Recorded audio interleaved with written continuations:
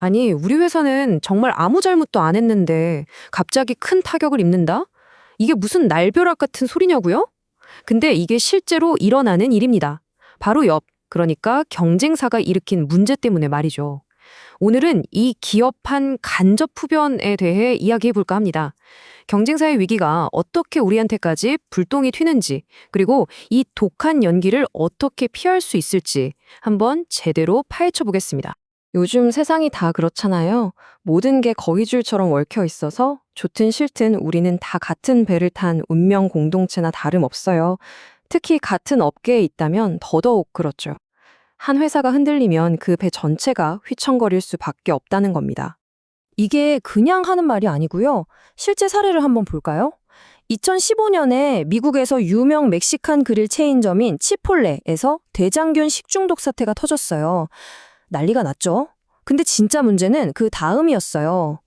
위생관리 완벽하게 하던 다른 멕시코 식당들까지 갑자기 손님이 뚝 끊겨버린 겁니다. 왜 그랬을까요? 사람들 머릿속에서는 치폴레라는 한 가게의 문제가 아니라 멕시코 음식 자체가 좀 위험한가? 이렇게 카테고리 전체를 의심하게 된 거죠. 전문가들은 이런 현상을 좀 어렵게 조직 간 파급 효과라고 불러요. 말 그대로 한 조직의 문제가 옆으로 번져나간다는 뜻이죠. 근데 전 기업의 간접 흡연이라는 비유가 훨씬 더 와닿는 것 같아요. 생각해 보세요. 나는 담배 한 대도 안 피웠는데 옆자리에서 뻑뻑 피워대는 연기 때문에 내 건강까지 망치는 거랑 똑같은 상황인 거예요. 아니, 도대체 왜 이런 일이 벌어지는 걸까요? 나쁜 소문은 왜 이렇게 빨리 그리고 넓게 퍼지는 걸까요? 그 이유를 한번 들여다보겠습니다. 전문가들은 여기에는 크게 세 가지 힘이 작용한다고 봐요. 첫 번째는 우리 뇌가 생각하는 방식, 이걸 인지적 지름길이라고 하고요. 두 번째는 미디어가 이걸 어떻게 다루고 부풀리는지, 그리고 마지막은 정부 같은 기관들이 어떻게 반응하는지, 이 세 가지가 맞물려서 문제가 커진다는 거죠. 자, 하나씩 뜯어볼까요? 우리 뇌는요, 되게 게으르면서도 효율적인 걸 좋아해요.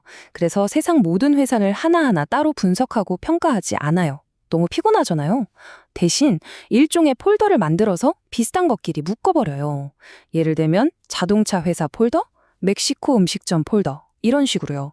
그러다 폴더 안에 있는 회사 하나에서 문제가 빵 터지면 이 폴더 안에 있는 애들 다 문제 있는 거 아니야? 하고 무의식적으로 일반화의 오류를 저지르는 겁니다. 이런 묶어 생각하기는 정말 여러 방식으로 나타나요. 예를 들어 폭스바겐이 배기가스 조작 스캔들을 일으켰을 때 사람들은 독일차 전체를 의심하거나 클린 디젤이라는 기술 자체를 불신하게 됐죠. 또 방글라데시에서 의료 공장이 무너졌을 땐 어땠나요? 사고는 거기서 났지만 그 공장에 옷 생산에 맡겼던 H&M이나 월마트 같은 글로벌 브랜드들이 대신 욕을 먹었어요. 공급망으로 묶여 있었기 때문이죠. 이게 바로 현대판 기업 연좌제인 셈입니다. 그런데 모든 위기가 똑같이 치명적인 바이러스는 아니에요. 전염성이 훨씬 더 강한 종류가 있습니다. 이걸 구분하는 게 진짜 중요한데요. 바로 역량 위기냐 특성 위기냐의 차이입니다. 역량 위기는 뭐냐면 실수예요. 기술적인 결함이나 운영상의 문제 같은 능력 부족의 문제죠. 반면에 특성 위기는 이건 의도적인 거예요. 사기, 부패, 거짓말 같은 인성의 문제죠.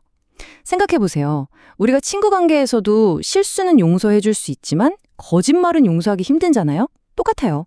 실수는 저 회사가 이번에 좀 못했네 하고 넘어가지만 거짓말은 저 업계는 원래 다 저래 믿을 놈 하나 없어 이렇게 산업 전체에 대한 불신으로 번져버리는 겁니다.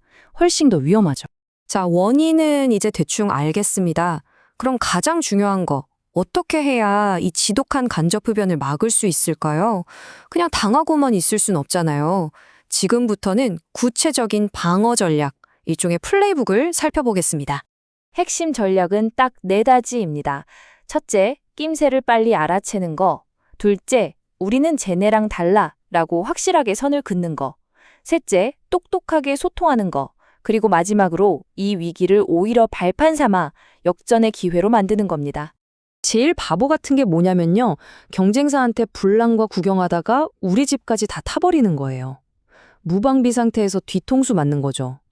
우리가 경쟁사 신제품이나 가격은 눈에 불을 켜고 보면서 왜 그들의 평판 리스크는 모니터링하지 않을까요? 요즘은 소셜미디어를 보면 다 나와요.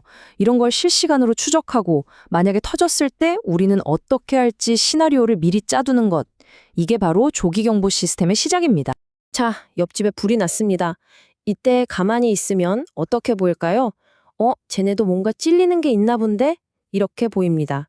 위기 상황에서 침묵은 절대 중립이 아니에요. 암묵적인 동의 혹은 공범으로까지 비칠 수 있습니다. 이럴 땐 말로만 우리는 달라요 하는 건 소용없어요. 누가 봐도 정말 다르구나 하고 느낄 수 있는 가시적인 행동, 뭔가 보여줘야 한다는 겁니다. 자, 이게 바로 그 행동의 예입니다. 2010년에 BP가 멕시코만에서 어마어마한 기름 유출 사고를 쳤죠. 그때 엑슨모빌이나 쉘 같은 경쟁사들이 뭘 했는지 아세요?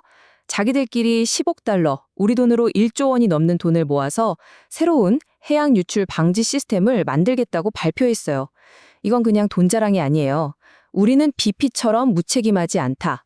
우리는 이런 사고에 대비하기 위해 이만큼의 돈과 기술을 투자한다는 걸 시장과 정부에 보여준 가장 확실하고 강력한 차별화 메시지였던 겁니다. 그리고 소통할 때 그냥 우린 괜찮습니다. 걱정 마세요. 이렇게 뭉뚱그려서 말하면 아무도 안 믿어요. 생각해 보세요. 투자자들이 궁금해하는 것과 우리 제품을 쓰는 고객들이 걱정하는 것, 그리고 회사 안에서 일하는 직원들이 불안해하는 건 다 다르잖아요. 투자자한테는 재무 건전성을, 고객한테는 제품 안전성을, 직원한테는 고용 안정을 얘기해줘야죠. 각 그룹이 듣고 싶어 하는 말을 정확히 찾아서 맞춤형으로 소통해야 한다는 겁니다. 좋습니다. 여기까지가 방어 전략이었어요. 근데 여기서 한 발 더 나아갈 수 있습니다. 방어를 넘어서 이 상황을 역으로 공격의 기회로 만드는 거죠. 네, 맞아요. 경쟁사의 위기가 우리 회사를 한 단계 점프시킬 수 있는 절호의 기회가 될 수 있다는 겁니다. 생각해보세요. 경쟁사가 어떤 문제로 넘어졌다는 건 시장의 모든 스포트라이트가 바로 그 문제에 집중된다는 뜻이에요. 만약 경쟁사가 안전 문제로 무너졌다면 바로 그때가 우리의 완벽한 안전 시스템을 자랑할 타이밍인 거죠. 낡은 기술이 문제였다면 우리의 혁신적인 신기술을 보여주면 됩니다. 모든 사람이 주목하고 있을 때 우리의 강점을 가장 효과적으로 어필할 수 있는 무대가 열린 셈입니다. 이 전략을 정말 기가 막히게 쓴 회사가 있죠. 바로 애플입니다. 페이스북이 개인정보 유출 스캔들로 완전히 신뢰를 잃고 휘청거릴 때 애플이 뭘 했는지 기억나세요? 갑자기 대대적으로 프라이버시 광고를 하기 시작했어요. 당신의 아이폰에서 일어나는 일은 아이폰 안에만 머뭅니다. 이 메시지 하나로 끝냈죠. 페이스북의 신뢰성이라는 약점을 정면으로 파고들어서 애플 이퀄 프라이버시라는 이미지를 사람들 머릿속에 그냥 못 박아버린 겁니다. 정말 영리한 한 수였죠. 자, 결국 질문은 하나입니다. 경쟁사의 위기는 언젠가 반드시 옵니다. 이건 피할 수 없는 현실이에요. 그 연기가 우리 쪽으로 넘어왔을 때 여러분은 그냥 속수무책으로 당하는 피해자가 되시겠습니까?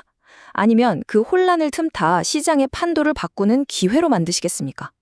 선택은 여러분의 몫이고 그 준비는 바로 지금부터 시작되어야 합니다.